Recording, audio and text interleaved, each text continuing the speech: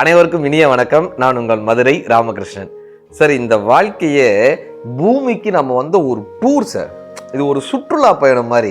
அவ்வளோ விஷயங்களை இன்னைக்கு எவ்வளவு தூரம் பார்க்க முடியுமோ அவ்வளோ விஷயங்களை பார்த்துடணும் சார். இந்த வாழ்க்கையை அப்படி அனுபவிச்சிடணும். இது ஒரு சுற்றுலா. இப்போ பொதுவாக நம்ம டூர் போகணுன்னா எங்கெல்லாம்ப்பா போகலான்னு கேட்குறோம்ல. சில பேர் கோவாக்கு போங்கன்னுவாங்க, சில பேர் டார்ஜிலிங்க்கு போகலாமா, சிம்லாவுக்கு போகலாமா, அந்தமான் போகலாமா, இல்லை வெளிநாடுகளுக்கு போகலாமா, எங்கப்பா சுற்றுலா போகிறதுன்னு நம்ம தேடுறோம்ல. ஸ்காட்லாண்ட் போகலாமா, லண்டனுக்கு போகலாமா, யூஎஸ் போகலாமா, இப்படிலாம் நம்ம பேசிக்கிட்டே இருக்கோம். உண்மையிலேயே ஒரு அற்புதமான ஒரு சுற்றுலானா எது தெரியுமா? இல்லை அற்புதமான ஒரு பயணம், மறக்க முடியாத ஒரு இடம், நீங்கள் பார்க்க வேண்டிய இடம் எது தெரியுமா? உங்களுடைய பள்ளி சார்.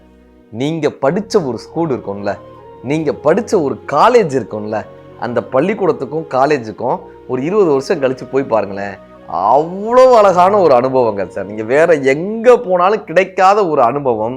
நாம் படித்த பள்ளியை மறுபடியும் போய் பார்க்கிறது, நமக்கு பாடம் எடுத்த ஆசிரியர்களை மறுபடியும் போய் பார்க்கிறது, நம்ம உட்கார்ந்திருந்த இடத்த மறுபடியும் போய் பார்க்கிறது. அது என்ன தெரியுமா? ஒரு கால சக்கரமாக மாறி ஒரு 20 வருடம் 25 வருடங்களுக்கு முன்னால் நம்மளை அழைச்சிட்டு போவோம் சார்.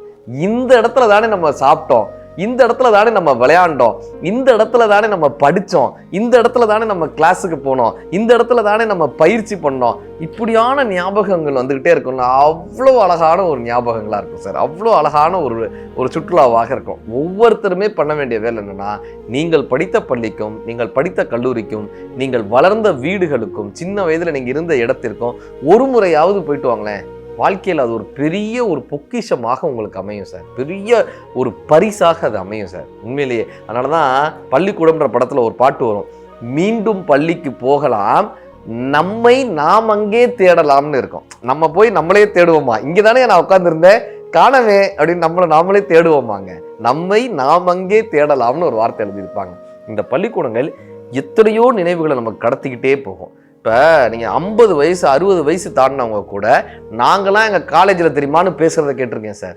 நம்ம நிறையா மேடைகளில் போய் பேசும்போது, சார் நான்லாம் என் காலேஜ் டேஸில் நானும் பேச்சாளராக இருந்தேன் சார்னு சொன்னவங்க அத்தனை பேர் இருக்காங்க சார். அத்தனை பேர் சொல்லுவாங்க, நான்லாம் என் காலேஜில் எப்படி தெரியுமா அவங்க பேசியிருக்கேன். ஒரு இராணுவ வீரர் போரில் இறந்து போயிட்டார். இப்போ இந்த இராணுவ வீரனுடைய உடலை சகல மரியாதையோட அவங்க வீட்டுக்கு எடுத்துகிட்டு வராங்க. அவருடைய உடலை அந்த இறுதி சடங்குகள் செய்வதற்காக, இறுதி மரியாதை செய்வதற்காக. இப்போ இந்த இராணுவ வீரரோடு படித்த பள்ளி நண்பர்கள், கல்லூரி நண்பர்கள்லேருந்து பள்ளி நண்பர்கள் எல்லாருமே வர்றாங்க. இப்போ அந்த இராணுவ வீரரை கூட்டு வந்த கேப்டன் வந்து என்ன பண்ணுறாருன்னா, அவர் மனைவி கிட்ட ஒரு கடிதத்தை கொடுக்குறாரு, ஒரு பேப்பர் கடிதத்தை கொடுக்குறாரு. அவங்க இது என்னன்னு கேட்குறாங்க. உங்கள் கணவர் எப்பயுமே கேம்பில் இருக்கும்போது இந்த கடிதத்தை படிச்சுக்கிட்டே இருப்பார், இந்த பேப்பர் படிச்சுக்கிட்டே இருப்பார், அவருடைய பேண்ட் பையில் எப்பயுமே இந்த பேப்பர் இருந்துக்கிட்டே இருக்கும், ஏதாவது உங்ககிட்ட கொடுக்கணுன்றதுக்காக இதை கொண்டு வந்து ஒப்படைச்சோம். அது என்ன தெரியுமா சார்? அந்த பேப்பரு அவர் ஸ்கூல் படிக்கும்போது அவருடைய ஆசிரியர் என்ன பண்ணியிருக்காரு, ஒருத்தருடைய பிறந்த நாள் வந்துச்சுன்னா அந்த பிறந்த நாளுக்கு என்ன தெரியுமா பரிசா கொடுப்பாங்களா, அவங்கள பற்றி மற்றவங்கள்லாம் சிறப்பான விஷயங்களா எழுதணும். அந்த மாணவர்கள், மற்ற மாணவர்கள்லாம் யாருக்கு பிறந்த நாளோ அவங்கள பற்றி பாசிட்டிவான விஷயங்கள், நல்ல விஷயங்கள், நீ நல்லா படிப்பப்பா, நாளைக்கு நீ ஜெயிச்சு வருவ, இப்படியாக பாசிட்டிவாக எழுதி கொடுக்கணும். இதுதான் அந்த வாழ்த்தே. இதுதான் அவருடைய பிறந்தநாள் பரிசா அந்த ஆசிரியர் பண்ணியிருக்காரு. அப்படி இந்த இராணுவ வீரருடைய ஏதோ ஒரு பிறந்தநாள் அப்போ அவங்க மாணவர்கள் எல்லாம், அவங்க வகுப்பு தோழர்கள் எல்லாம் இவரை பற்றி பாராட்டி எழுதின ஒரு கடிதம். அந்த கடிதத்தை சார் இவர் வளர்ந்து இராணுவத்தில் சேர்ந்து எல்லையில் போராடும் போது யாருமே இல்லாத அந்த பனிக்காட்டில் இவர் நின்று போராடுறாருல, தனித்து இருக்கார்ல, அப்போ இவருக்கு துணையாக இருந்தது இந்த கடிதம் மட்டும்தான் சார். அதை மறுபடியும் வாசிப்பாராம், மறுபடியும் வாசிச்சுக்கிட்டே இருந்திருக்காரு. அவர் இறந்த பிறகு இந்த கடிதத்தை பொக்கிஷமாக கொண்டு வந்து அவங்க மனைவிட்ட கொடுத்துருக்காங்க. இப்போ இந்த பள்ளி தோழர்கள் கூட இருந்தவங்கலாம் அப்படி அழுதுருக்காங்க. ஏன் தெரியுமா? அவங்க ஒவ்வொருத்தரினுடைய பையிலையும், ஒவ்வொருத்தரினுடைய பர்ஸ்லையும், ஒவ்வொருத்தருடைய ஃபைல்லையும் அந்த பேப்பர் இருக்குது சார். அவங்க ஒவ்வொருத்தருக்கையும் பாராட்டி எழுதப்பட்ட அந்த கடிதத்தை அத்தனை பேருமே தங்களுடைய கைகளில் வச்சுருக்காங்க. அத்தனை பேரும் சொன்னாங்க, எங்ககிட்ட ஒரு கடிதம் இருக்குங்க, இதே மாதிரி என் பிறந்தநாளைக்கு ஒரு பரிசு கிடச்சிதுங்க, என் பிறந்தநாளைக்கு ஒரு பரிசு கிடச்சிதுங்க. இந்த பள்ளிக்கூடங்கள் என்ன பண்ணா, நாம் தொலைத்த வாழ்க்கையை மீண்டும் எடுத்து காட்டக்கூடிய தருணமாக இந்த தருணம் அமையும் சார். தொழிலதிபர் குருமூர்த்தின்றவர் சொல்கிறாரு, நான் என் ரஃப் நோட்டை பத்திரமா வச்சுருப்பேன். ஒவ்வொரு வகுப்பு முடிச்சுட்டு வர்றோம்ல, கிளாஸ் ஒர்க் நோட்டெல்லாம் அது எங்கேயாவது போயிடும், ஆனால் நான் என்னுடைய ரஃப் நோட்டை மட்டும் பத்திரமா வச்சுருப்பேன். ஏன்னா நான் திரும்ப என்னுடைய வாழ்க்கையை பார்க்கணுன்னா என் ரஃப் நோட்டாக எடுத்து பார்ப்பேன். 9ஆம் வகுப்பில் நான் படிக்கும்போது இருந்த ரஃப் நோட்டில் தான் முதலாக என்னுடைய நண்பர்கள் பெயர் யாரெல்லாம் எனக்கு பிடிக்கும்னு எழுதி வச்சேன். 10ஆம் வகுப்பில் இருக்கும்போது எனக்கு பிடித்த பெண்களின் பெயரை எழுதி வச்சேன்.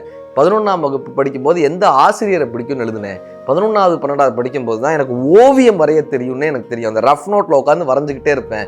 ஓவியம் வரைய தெரியும்னே தெரியும். அதுக்கப்புறம் நான் ஒரு ஆர்கிடெக்டாக மாறி இன்றைக்கு இவ்வளோ பெரிய தொழிலதிபராக இருந்திருக்கேன்னா அதற்கு காரணம் என்னுடைய ரஃப் நோட்டு தான். இந்த ரஃப் நோட், ஒவ்வொருத்தருடைய ரஃப் நோட் என்ன தெரியுமா? அவங்களுடைய காலச்சக்கரம். நீங்கள் உங்களுடைய குழந்தைகளோட ரஃப் நோட்டை பத்திரப்படுத்தி பிற்காலத்தில் அவங்க பெரியவங்களானோடனே அதை பரிசாக கொடுங்க சார். அது வந்து ஒரு பெரிய வரமாக அவங்களுக்கு அமையும். மிகப்பெரிய ஒரு காலச்சக்கரமாக பெரிய ஒரு கிஃப்டாக அமையும். இந்த பள்ளி எப்படி பார்க்கணும்னா ஒரு இயற்கையான ஒரு சூழ்நிலையோட நல்ல ஒரு ஆய்வு கூடங்கள் இருக்கிற மாதிரி, மிகப்பெரிய மைதானங்கள் இருக்கிற மாதிரி, மிகப்பெரிய நூலகம் இருக்கிற மாதிரி, தியான கூடங்கள் இருக்கிற மாதிரி இப்படியான ஒரு இடமாக இருந்ததுன்னா அந்த பள்ளி நினைவிலேயே இருக்கும் சார்.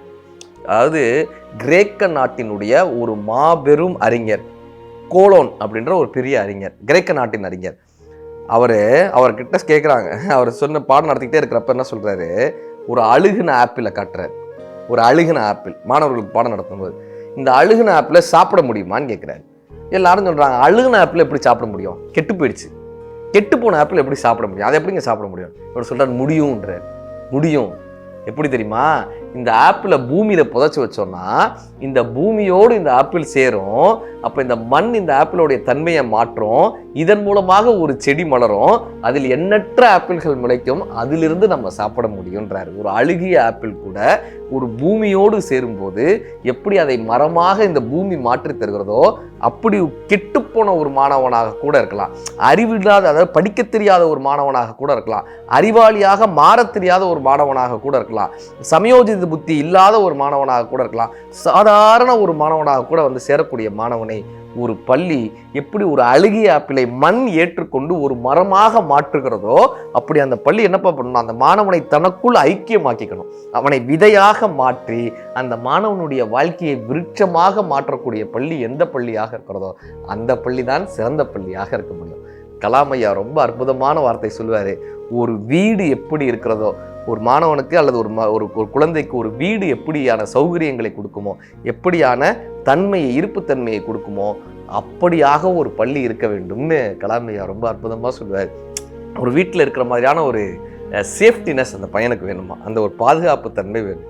அப்படியான பள்ளிகள் மீண்டும் உங்களுடைய வாழ்க்கையை பார்க்க வேண்டுமா, மீண்டும் உங்களுடைய பால்யத்தை பார்க்க வேண்டுமா, மீண்டும் உங்கள் குழந்தை பருவத்தை பார்க்க வேண்டுமா, உங்களுடைய பள்ளிக்கும் கல்லூரிக்கும் ஒரு முறை சுற்றுலாவாக சென்று பாருங்கள். அந்த நாள் மிக இனிய நாளாக இருக்கும். நன்றி.